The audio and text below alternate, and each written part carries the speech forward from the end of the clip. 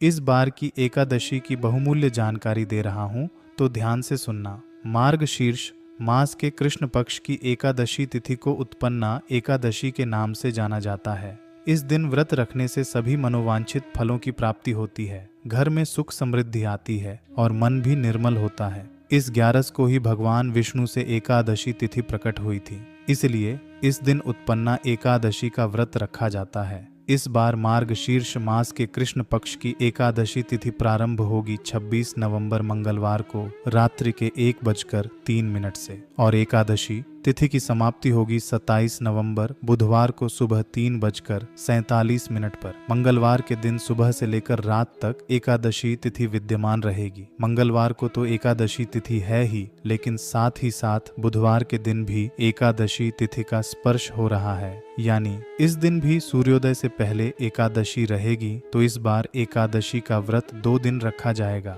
यानी 26 नवंबर मंगलवार और 27 नवंबर बुधवार को। शास्त्रों में ऐसा कहा गया है कि जब भी एकादशी तिथि 2 दिन होती है तो दूसरे दिन वाली एकादशी का व्रत रखना ज्यादा पुण्यदायी होता है। अब यहाँ पर आपकी इच्छा और आपकी श्रद्धा पर निर्भर करता है कि आप किस दिन उपवास रखना चाहते हैं। अगर मेरी बात करें तो आपको 27 नवंबर बुधवार को ही एकादशी का व्रत रखना चाहिए, लेकिन फिर भी बहुत से लोग एक दिन पहले वाली एकादशी में ही व्रत रख लेते हैं, तो आपको दोनों ही दिन के पारण मुहूर्त के बारे में भी बताएंगे। 26 नवंबर मंगलवार को ब्रह्म मुहूर्त सुबह 5:16 से 6:04 तक रहेगा। और हाँ, ऐसी जानकारियों के लिए आप हमें अभी फॉलो या सब्सक्राइब कर लेवें। अभिजीत मुहूर्त सुबह 11:52 से दोपहर 12:35 तक रहेगा। प्रीति योग, जो कि बहुत ही शुभ योग है। प्रीति योग और आयुष्मान योग में कोई पूजा की जाए, कोई उपाय किया जाए तो वह अवश्य फलित होता है।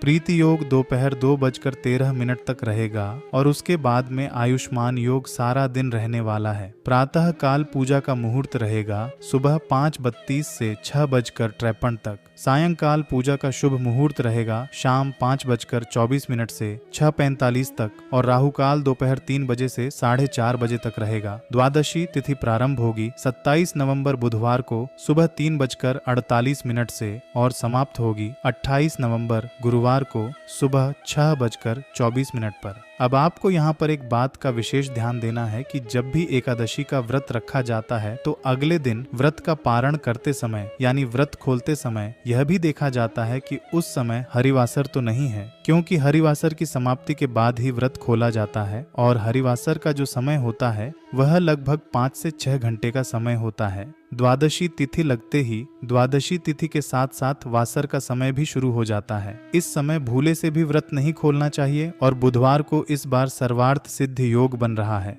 सूर्योदय होगा इस दिन सुबह 6:53 पर और सूर्यास्त शाम 5:36 पर होगा। ब्रह्म मुहूर्त सुबह 5:16 से 6:04 तक रहेगा। आयुष्मान योग दोपहर 3:13 तक रहेगा और बाद में सौभाग्य योग सारा दिन रहेगा। हस्त नक्षत्र सुबह 4:34 तक और बाद में पूरा दिन चित्रा नक्षत्र रहेगा। ये बहुत ही शुभ दिन रहने वाला है। आपकी पूजा, आपका व्रत अवश्य फलित होगा। राहु काल दोपहर 12 बजे से 1:30 बजे तक रहेगा। हरिवासर 27 नवंबर बुधवार को सुबह 11 बजे तक रहेगा और जब तक हरिवासर रहता है तब तक व्रत नहीं खोला जाता। तो जो लोग 27 नवंबर बुधवार को एकादशी का व्रत खोलेंगे वह हरिवासर के समय भगवान की पूजा कर सकते हैं, भोग लगा सकते हैं और दान दे सकते हैं, लेकिन शुभ मुहूर्त में ही आपको व्रत खोलना होगा। 27 नवंबर बुधवार को दोपहर 1:41 से 3:40 बजे तक का जो समय है वह व्रत खोलने का यानी व्रत पारण का शुभ मुहूर्त रहेगा। इसी समय आपको अन्न ग्रहण करना है। सुबह यदि बहुत आवश्यकता हो तो चाय या फिर दूध आदि आप ले सकते हैं, नहीं तो आपको पारण मुहूर्त में ही अन्न जल जो भी पानी वगैरह है वह ग्रहण करना चाहिए। और जो वैष्णव भक्त होते हैं वह द्वादशी तिथि मिली एकादशी का व्रत करते हैं। तो जो लोग बुधवार को एकादशी का व्रत रखेंगे उन्हें अगले दिन यानी 28 नवंबर गुरुवार को